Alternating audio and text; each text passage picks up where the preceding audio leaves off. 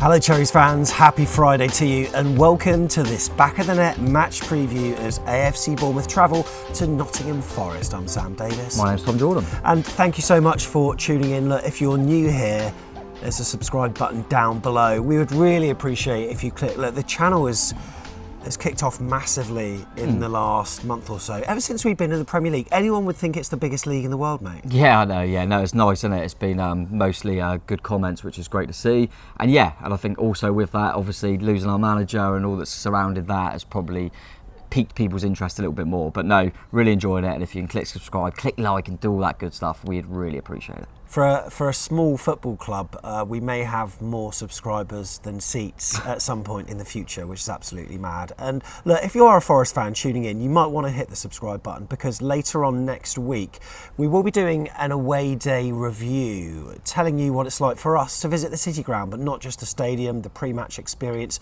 the food in the concourse, the view from our seats, the people and lots more besides. Look, we did it last season and I think they scored pretty well, didn't they? Yeah, Forest has always been the way that I've enjoyed.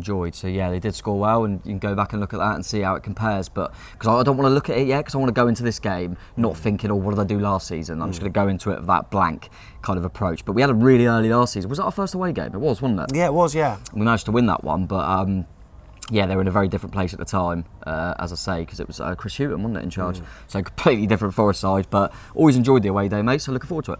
Yeah, so this is the match preview. We are on location for our preview shows throughout the season, but we're back to the Pear this week. Look, it's been a manic week or so, not least because yesterday, of course, was deadline day. Before that, of course, we had the match. Before that, Scott Parker was sacked from the club. So we're back in our spiritual home. But if you want to go to the Pear, amazing food, amazing drinks, and amazing scenery, as you can see. And we're recording this on Air Festival weekend, and since the Pear is about 10 minutes down the road from Bournemouth Airport, we're expecting the Red Arrows, the Blades, the Typhoon. It could all be happening. Do you know what I've just said, mate? I ain't got a clue what you're talking about. You mentioned some planes, I think. He's very good with his plane knowledge. But yeah, we've had a few flyover just before recording, and I can't wait for more to fly over just to cook up your editing, mate. Just test your skills a bit. So on this preview show, look, the first part is going to be dedicated to what we think about Nottingham Forest, and I'm sure there are going to be some brutal and honest thoughts about the tricky trees because, wow, they have spent some money, haven't they? But also we get their thoughts on us and the fixture as well. Of course, we do the housekeeping, find out our team news as well as Forest's. Plus, Tom here is going to flex his footballing brain. This is going to be the hardest one.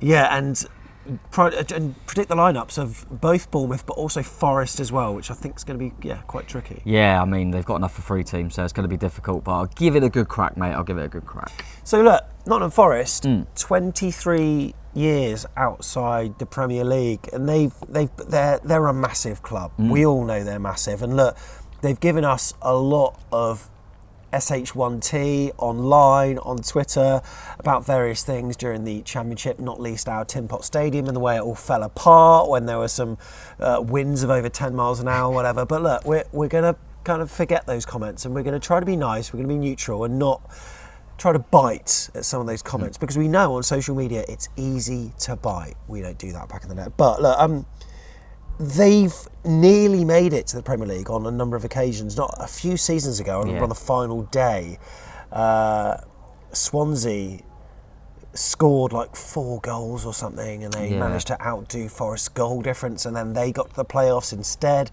But last season, whilst they started off pretty poorly under Chris Hughton, a certain Steve Cooper came in, and I'm not downplaying this.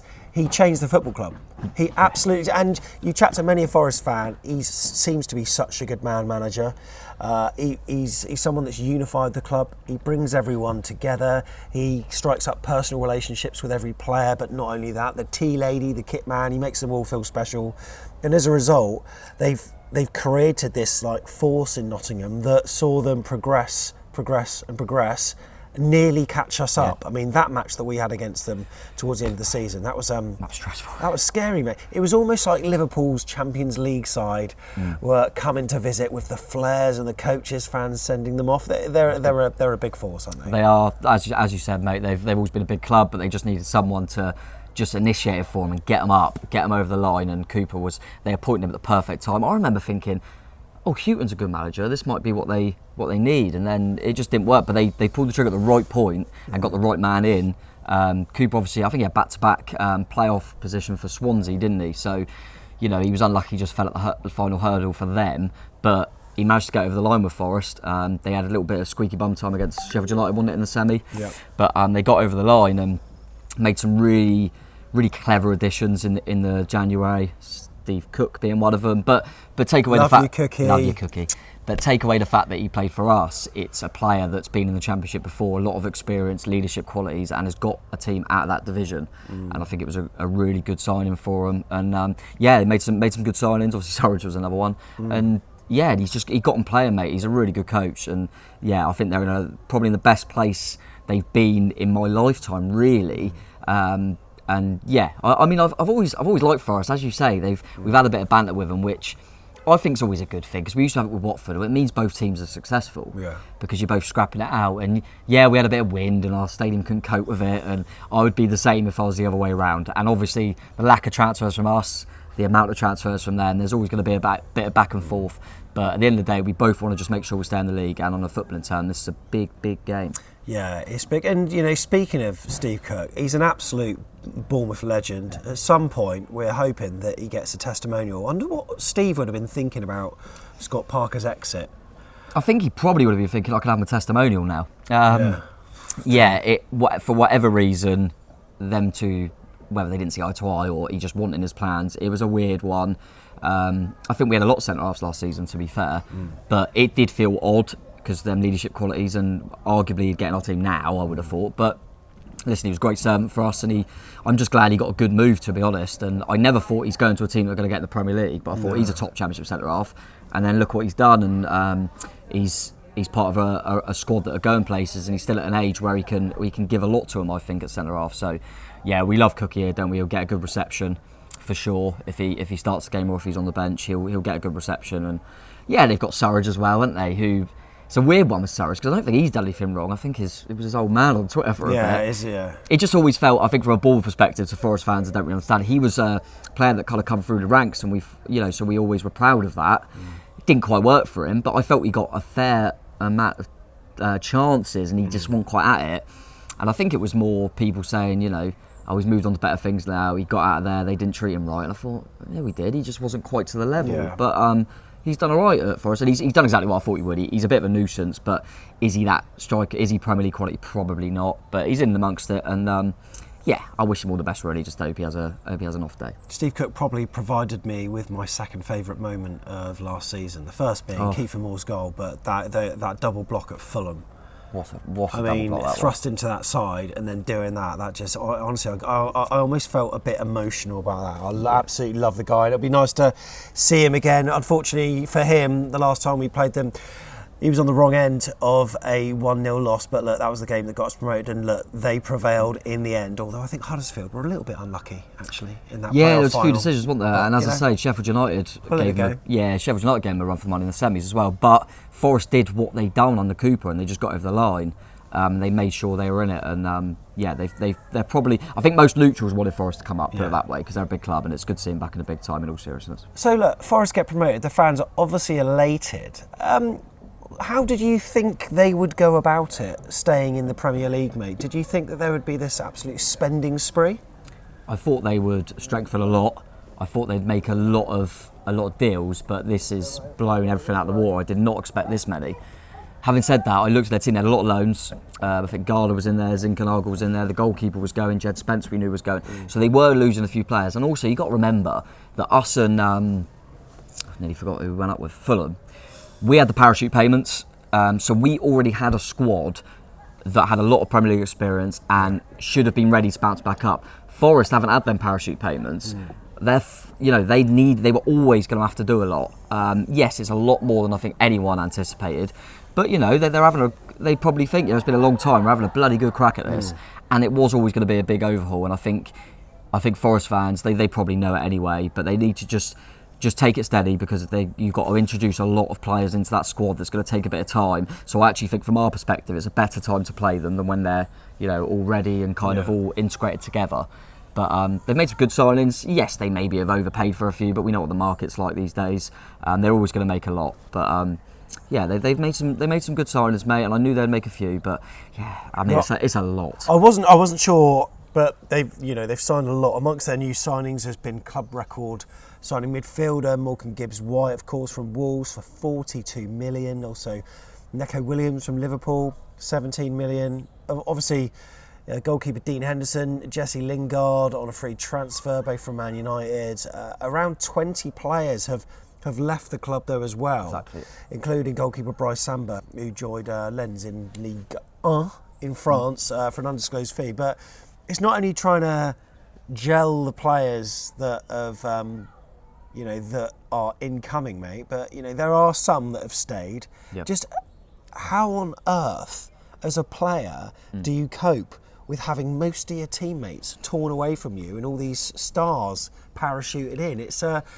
It requires a manager, and Steve Cooper's got his work cut out to do it. But early signs are that it could be coming together. Yeah, and I think if I was an existing player, to be honest, I'd be thinking, look at this overhaul, and he still backs me. So it's do you know what I mean? That's true. And you probably think, you know what, he thinks I can do a job with better players around me. So yeah, I'd look at it as a positive if I was one of the existing ones. But and I'd probably be quite excited, to be fair. I think you just go into it with a bit of excitement and just think, we've got a lot of quality players coming in, and this club means business, and we want to, what time to be here? Because if I can be part of a team that keeps us up, and then we keep progressing, I'll be really remembered at this football club. So yeah, I think they should be excited. As I say, I'm sure they're fed up of a lot of people going on about the amount of signings, but I think, as you alluded to there, it's a good point to say how many they lost as well.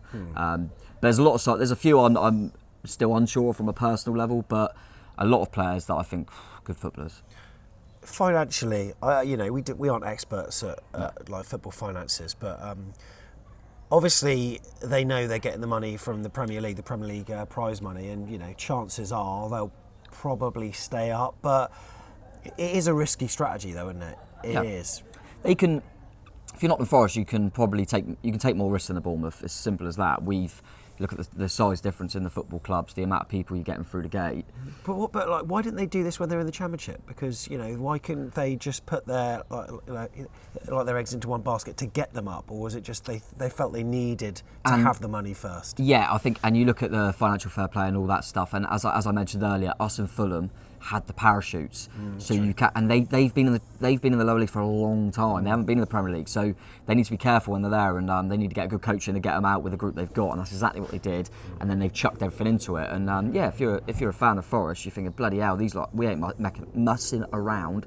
So yeah, I'd be pretty excited. And as I say, mate, there's a few players in there. I think it's all right saying they've chucked loads of money out, and your Lingards and a few lads from abroad, but I do like the Gibbs-White, one of the best midfielders I saw last season in the Championship, and probably the only one that was probably alongside him was O'Brien, I thought, at Huddersfield. And then Toffolo was probably one of the best left backs with Zamora. So they have made some astute signings as well in there. I don't think they haven't gone completely bonkers. I think there's some clever ones in there.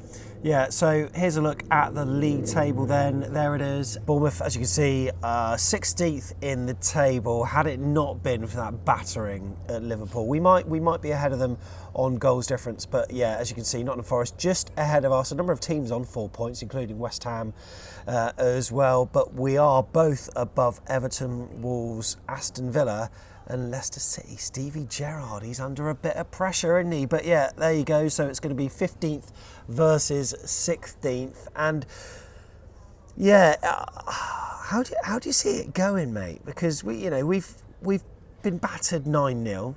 We've had this 0-0 against Wolverhampton Wanderers. One that arguably both teams could have won. They probably had the more clear-cut opportunities, but we had our chances as well. I mean, could you call that momentum? Probably not. I mean, you can't do a lot more from a defensive output of just conceding 9 and then backing it up with a clean sheet. I think that shows a lot from the team. You don't want to get, if we went and lost 3 or 4-0 to Wolves, everyone would be going, what are they doing? Yeah. So that was positive. I think it was one of them games where all we needed from a ball perspective, obviously with the manager going as well, we just lost 9-0, reset a little bit, go into the game, show some heart, and make it nasty for the opposition, try and be a bit more compact, don't concede stupid goals again, and try and nick something. We didn't quite nick something, but apart from that, I think most Bournemouth fans were happy with the way we implemented ourselves in that game. Wolves are a neat and tidy side, but they're a side that struggled for goals, so we needed to show that we could keep them out, and we did. Neither goalkeeper was massively troubled. But yeah, it was a decent point just to kind of go, right, we've got that 9-0 out of the way now, we've got a clean sheet, we've got a point on the board, we would have taken 4 points from them fixtures. We're going into this game level on points with Forest. It's a very, very difficult game away from home. Forest will be thinking we've got to win this. But we'll also be looking at it and going, yes, it was Man City. We know how bloody good they are, and Haaland in particular.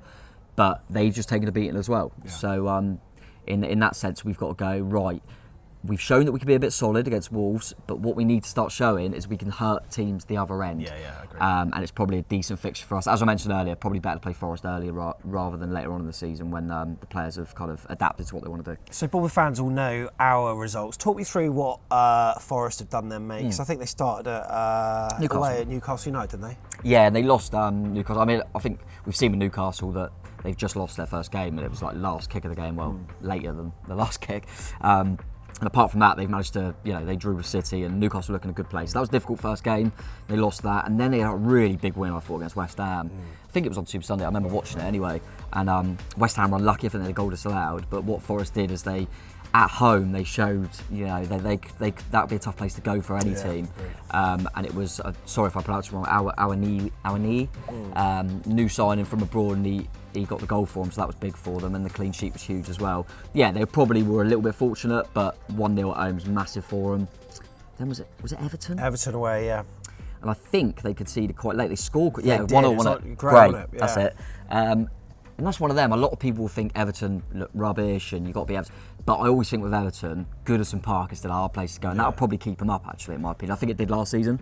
Going to Goodison, I think you get a point at Goodison, you take it. What about their match against Spurs at home? How are they playing that? Because by all accounts, they did all right. They did all right. I thought they were unlucky, actually. We were saying this before the Wolves game, because Wolves were unlucky against Tottenham as well. But the difference is, in both of them games, Tottenham have Harry Kane, and that's how Tottenham have been for a long time. But I was actually probably more impressed with Forest against Tottenham than I was against West Ham, weirdly. And they were unlucky, and Cookie should have had his gloves on. But I tell you what, that was at 1-0, and then the keeper saved the penalty. Yeah. If they had nicked the point, Cookie would have looked like a genius for doing that handball. But they were unlucky in that game, I thought. And then obviously City more recently, which don't need to go over City. You're going to do that to a lot of teams this season.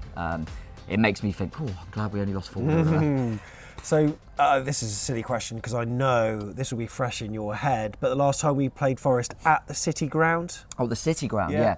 We beat them 2-1, wasn't it? Yeah. Actually, I do remember the game because Brooksy got sent off. Yeah, we scored. He scored actually the first goal, didn't he? Yes, and then I missed the. No, did I miss it? Was the equaliser just after half time or just before half time? Can't remember. It was a set piece.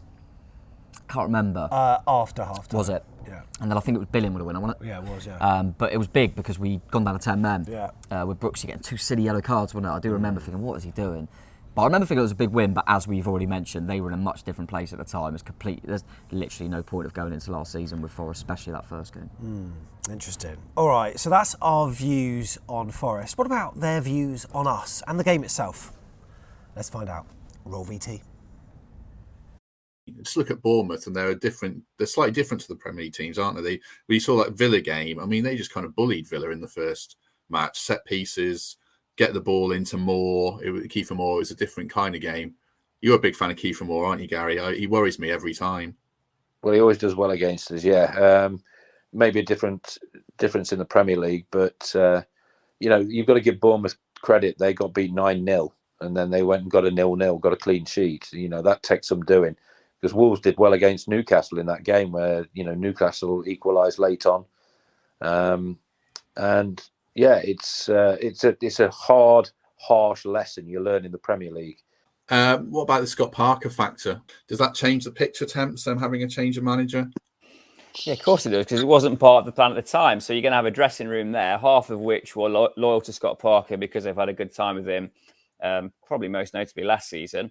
and half of whom were frustrated because the team was losing and they weren't necessarily in it. So every time a manager changes, there's going to be a bump for some players who feel it's a time for them to be looked at again, and their lot might improve. And you're going to have those that were loyal to him that feel slightly hard done to and in a bit of disarray. So good time to play them. I think Forest are far more settled in their way of thinking. The link between manager, fans, players is there for all to see. So, yeah, in that sense, because of the results they've had and because Parker's out on his ear, this is the perfect time to play Bournemouth. Yeah, good to hear what Forest fans think of themselves and also us going forward into this match. I wonder what their fans are predicting for it. You can find out what we're predicting later on in the show, but in terms of a little bit of housekeeping, in terms of the team news, well, they've got a few injuries at the moment. Musa Niakate? Yeah, that's pretty good.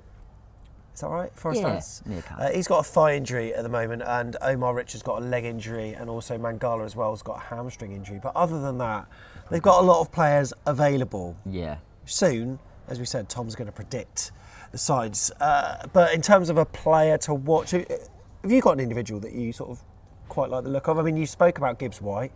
Yeah, I do. Any others? I do rate Gibbs White a lot, so I'm interested to see what he's about because he caused problems at Sheffield United. I'll tell you what I'm looking out for. This is nothing to get, but it's Brennan Johnson because he's clearly highly rated. He's clearly a bloody good player. But when we've played him, he hasn't really shown it. Yeah. So that makes me think, he's just had off games when he's played us or it hasn't worked for whatever reason. So I'm still wary that he's quite a good player and how many times is he going to have an off day against us. So I'm a bit worried about what he could do. And yeah, to be honest, I'm just intrigued to see what a lot of the new players are like. And as I mentioned a bit earlier, I do think that O'Brien, he was someone I really wanted. At Huddersfield, I thought he's a really good midfield player. So yeah, interested to see what he's about as well. But they've got a lot of players. But I think Brennan Johnson's definitely one to watch because I think he can turn things. I saw that Everton game where he got the goal. You feel like there's something in there and he's a young player. Is our team, have we had any injury? I mean, Christie looked like he was crooked and was going to come off, but I think he got through it. Lasted the sort of best part of the second half. Other than that, Ben Pearson might not be available. We don't know that. I think Pearson, like you say, and Stanislas obviously, and Brooksy not being quite ready. But good to see Brooksy, by the way, play for the academy side. I think it looks like we should be okay, and it'll be interesting to see if like Stevens, because he was in the crowd and he's now signed from Southampton. But I don't think we just kept a clean sheet, so I think. We'll probably be similar to what we were in the week. But yeah, we're in a decent place in terms of fitness. We've had a few little knocks, but they look like they're back now. Do you know who the referee is for this one, mate? No. Michael Oliver. Right. Do you remember the last time we had Michael Oliver? No, but you're saying it like it was something important. No, it wasn't really. It was against Wolves at Molineux in the 2019-20 season where we lost 1-0. Memorable game. I can't believe I can't remember. It's probably Jimenez. I can't even remember that game. Yeah, 1-0 at Molineux. Was that COVID? No. No. It was the season before COVID. I ain't got a clue then. I can't remember it. Can't remember it. No, not going to. I don't know. Actually, maybe it was. We did play them at Molineux in COVID. Yeah, but I feel like that was 2-0. That might be wrong. Who cares? Let's do the teams. Right, let's start with Bournemouth then, shall we? So, as you can see, we've put the lineup on the screen in a formation that is effectively a 4-3-3, which is basically what it was against Wolves. Do you think that's going to be the same, or do you think he could be reverting to 3 at the back, or what? No, I mean, in-game he did go to a 3, didn't he? Which I actually think was quite clever, actually, looking at it, because they brought on Adama Traore as well, and we didn't want to make sure that them gaps in behind went a bit deeper, and you could tell we were just trying to make sure we got the point, which I think was understandable in the circumstances. But yeah, it is a 4-3-3, but as I say, we've got players in that midfield that can make it a double pivot in-game if we need to. But yeah, I think we're going to stick with that for the moment. Okay, the goalkeeper, the one that took us by surprise. That's the only one I got wrong. I was gutted. Yeah. But normally we just do these videos and go, right, Travers in goal. Yeah. But Neto. Tell me what you thought about him, mate. Tell me what you thought about his performance, because I thought he did all right. He did. I'm looking at it going, would it have been any different with Travers? Probably not, because he didn't have to make any brilliant saves. No, I thought actually what hasn't been talked about is Jimenez went in one-on-one at one point and hit it wide. But the way Neto come out, I think made him hit it wide. Do you know what I mean? He come out well. Distribution was good. Yeah, I really do feel for Travs because we lost 9-0 and it wasn't really his fault. He didn't have a great game. But I spoke to a few fans and thought, that's a fair point. Are we taking him out of the firing line a little bit? And are we saying to a goalkeeper that at the end of the day we signed from Barcelona? Yeah.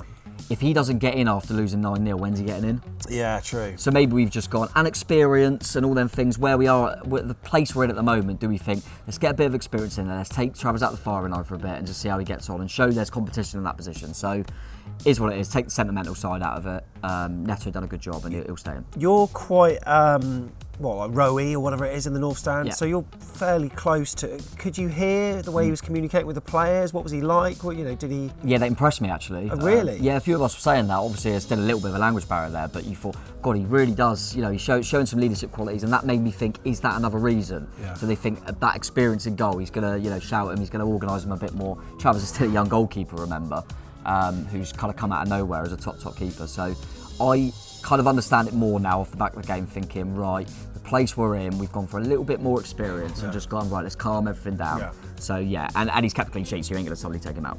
All right, let's go through we'll rattle on through the back four then, mate, from right to left. Who are we going for? Yeah, well, Smithy at right back, he didn't get a booking, did he? Thank the Lord, yeah. So he's still one away from the suspension, but I thought he played really well actually on the game, thought he was really good. Meps, Chris Mepham, I thought he was brilliant again. Apart from the Liverpool game, he's been really, really good. Is that not one of the best fouls you've ever seen towards the end of the game? I mean, that was just so blatant, but so good at the same time. The amount of times they broke. What an amazing yellow. As yellow cards go, superb. Absolutely superb. Top draw yellow card. The amount of times they beat us in the transition and broke away, and I was just screaming, just take a yellow, and we were letting them break. And that time he just came straight for him. Loved it. Mep's been really, really good, and so was his partner, Lloyd Kelly. We missed him at Liverpool. And I tell you what, sometimes, there was one point where I think it was that Jimenez chance where he lost the ball, and he can be a bit like that, Kelly. But I tell you what, that goal line clearance, mate, superb. And I thought them two had a really good game there. Yeah. And left back with BJZ, Jordan Zamora. It was clever when he took him off actually and put Tavernier there. I thought it was the right time in the game with Cherries coming on, as I mentioned. But Zamora's still our main left back. All right, are we having the deep line midfielder again? Yeah, Lewis Cook again, who, in my opinion, should have been man of the match. I think he got it in the poll on Twitter. Sometimes I felt he overplayed it a couple of times, held on to it a bit too long, and they went on the counter. But other than that, I thought he was relatively flawless. Yeah, and I think sometimes when that happens, I agree. But I think sometimes you got to look at it from the other perspective and go, they were coming at us, and he was trying to take responsibility. And sometimes you're going to lose the ball. I've always said that about Met sometimes. And you always said that about Gav Kilkenny, like the bravery on the ball. And that's what you should. You'd rather have that than them not. It's so much easier to be a defensive midfield player, get the ball and just clear it. But the responsibility level was to go, I'm going to try and make something happen here. We need to keep the ball. It's not always going to work, but Lewis was sensational, mate. Okay, elsewhere in the midfield, are we unchanged? I think I'm going to go Jefferson Lerma, obviously. I thought he was good again. Took a wayward shot that was awful, but in front of the North Stand. I thought him and Lewis were brilliant in there. I'm thinking off the top of my head here. I mean, I'm going to stick with Billing. Yeah. But it sounds like you're doubting yourself here. Again, someone that if you on a decent performance, you have a graft, and Billing wasn't awful. I just think, can he give us a bit more?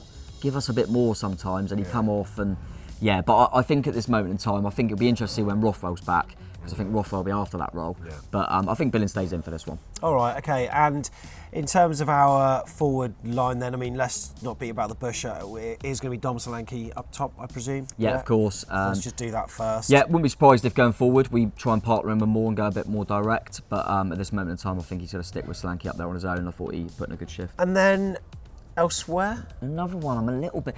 If there's going to be a change, would it be this one? We mentioned earlier in the video that Christie took a few bumps and bruises. So if he's got any sort of doubt, I wouldn't shock me if Anthony come in. No, I wouldn't either. Tavernier will definitely be in. He got the man of the match award on the night. I thought that was probably a little bit over the top. I don't think he deserved man of the match, but I thought he played well. I think he's going to stick with Christie. I do think it's going to be unchanged. Yeah, I do. I think. Okay, I'm going to put Christie down, but I think it's going to be Anthony. Okay, interesting. That would be the change that I'd be least surprised about. Yeah. But I think O'Neill will look at that and want to reward the players a little bit for their graft and go on, you've got another opportunity now. You're all going to start. Shall we put our first cup of coffee in the pub on it? Yeah, let's do it then. Because that's what we drink. This is where we find out, like last minute, that Christie's just absolutely battered. If it is, in the know. Yeah, ITK. Right, so there we go. That is the Bournemouth side. Let's do Forest. Right, so we got the Forest line-up in it looks like a 3-4-3, mate. Yeah, they definitely play 3 at the back. Yeah. They have rotated that, and there is flexibility in that where they can go kind of a 3-5-2.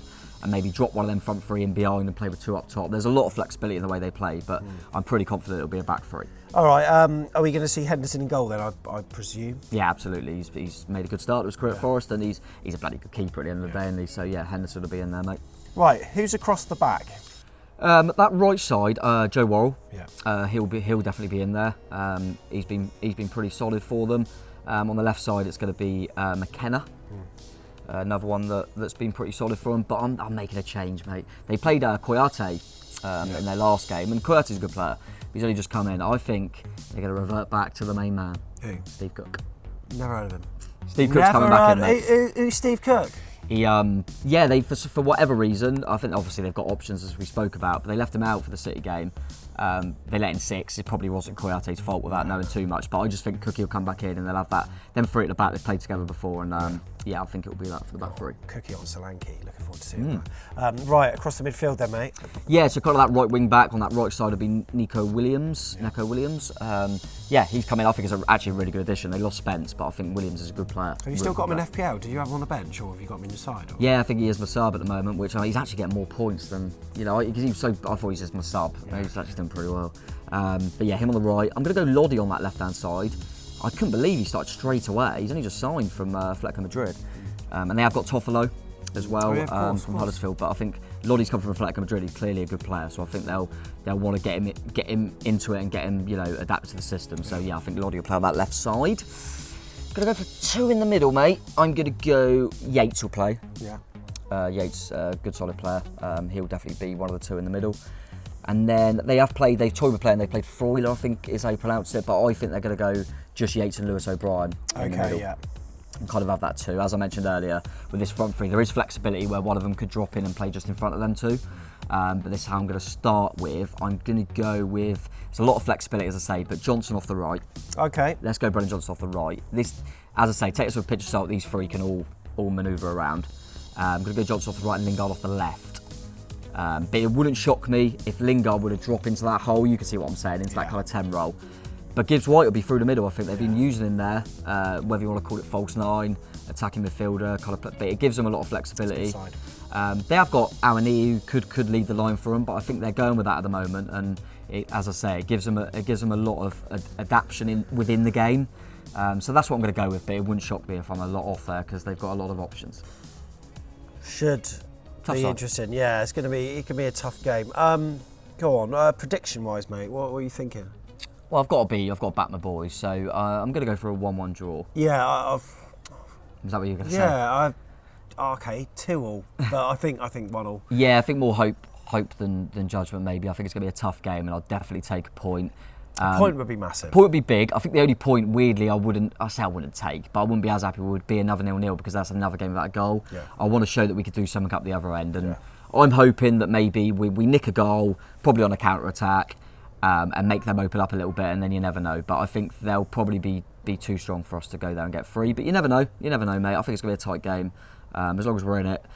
Put it this way, if we're in the game on 80 minutes, I'll probably take it. Yeah. Let us know what you think of your score predictions. Pop them in the comments below. Look, we're all for being fair and neutral, and I think, given the amount of grief that we get from Forest fans, and I'm sure on Twitter there's loads of people that give it back as well, we're trying to be fairly measured, and I think we've probably just about done that. Look, and we're normal people. We like to go out for a drink or a cup of coffee or maybe a beer. So first time I've been described as normal, take it. Well, I think we're going to go to the Canal House. Yes. Presuming that's still okay with away fans. It was mixed last time. It was really nice. Yeah, we popped in the other, what was the other place called that was quite nice as well? Jerusalem. Yeah, they've got a few good options there. Yeah. And they've got a place called Hooters that you can always pop Never in if you fancy it. But no, like you were saying, mate, let's be clear, there's been a bit of grievous stuff, but it's gone the other way. Bournemouth fans give it as much as they take it. So, but it's all a bit of, I speak to a few Forest fans, you have a good bit of banter, it's what it's all about, innit? But really deep down, if I've had any private chats with Forest fans, I'm always like, it is what it is, mate. And that, they're appreciative of the position that they're in, with an owner that's obviously willing to put the money in, which is fantastic for them and, richly deserved, I suppose, after 23 years in the footballing wilderness, relatively. Anyway, but if you do see us in the pub, just, pop up to us. You can buy us a pint, that's fine. But also come over and have a little chat because we'll get you on the channel. And that'd be really nice because I'll have a little camera and we'll get the vlog on and We'll document our day, a raw look at how it's going to go at the City ground, warts and all. So yeah, really appreciate your time watching this preview. I appreciate it's gone over 30 minutes, but you love it, don't you? There's one thing you can do if you do love it, and that's the like button, but there's also that little red one in there. Yeah, click it. Forest fans, you like a bit of red, a bit like us, you know, you wear that red, so just click that button for us, the big red one called subscribe. Yeah, really appreciate it, and obviously anyone that's not a fan of both sides but decided to give it a little watch, and do that as well. Loads of content coming, mate, too much of anything. Can Bournemouth produce some magic against the tricky trees? We certainly hope so. Up the Cherries, see you in the next one. Up Cherries.